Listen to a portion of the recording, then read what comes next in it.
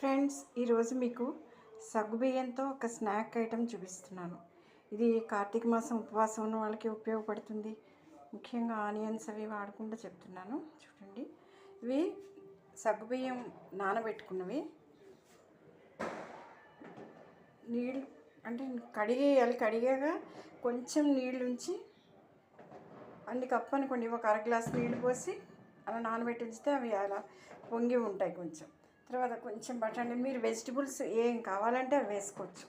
నేను ఊరికే నా దగ్గర చాలా ఉన్నాయి కానీ కొన్ని సింపుల్గా వేస్తున్నాను. నేను పచ్చిమిర్చి, పోపుకి మినపప్పు, ఆవాలు, తర్వాత పచ్చి బఠానీలు, ఒక్క టమాటో, ఒక్క బంగాళదుంప, వేరుశనగపప్పులు కొంచెం వేయించి దాన్ని అటు ఇటుగా అలా పొడులు చేసి పెట్టుకోవాలి.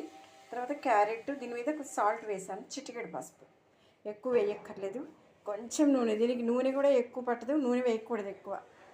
అది చూడండి. ఇప్పుడు ఇందులో పోపు వేసేద్దాం. పోపు వేసాం. ఇది కర్రపెండల నుండి వచ్చే పిండి పదార్థంతో తయారు చేస్తారు. ఇందులో ఫ్యాట్, ప్రోటీన్స్ ఉండవు, గ్లూటెన్ కూడా ఉండదు, ఫైబర్ సమృద్ధిగా ఉంటుంది. శరీర జీవ ప్రక్రియలకి ఉపయోగపడే విటమిన్లు, ఖనిజాలు ఉంటాయి. ఇందులోని ఫైబర్ డైజెషన్ సిస్టమ్ని మెరుగుపరుస్తుంది. గ్లూటెన్ ఫ్రీ వంటలే తినాలనుకునే వాళ్ళకి బెస్ట్ ఆప్షన్ సాబుదానా. బరువు తగ్గడానికి, చంటి పిల్లలకి, పెద్దవారికి, డయాబెటీస్ బాధితులకి కూడా ఇది అమృతంతో సమానం. చాలా మంచిది ఆరోగ్యానికి. ఇంకా దీంతో ఇన్స్టెంట్ వంటలు ఎలా చేసుకోవచ్చో కూడా చూపిస్తాను నేను వచ్చే రోజుల్లో. ఇప్పుడు దీంట్లో ఆలు కూడా వేసేయాలి. తర్వాత క్యారెట్, తర్వాత బఠానీ, ఇలా అన్నీ వేసేయాలి. అన్నీ వేసి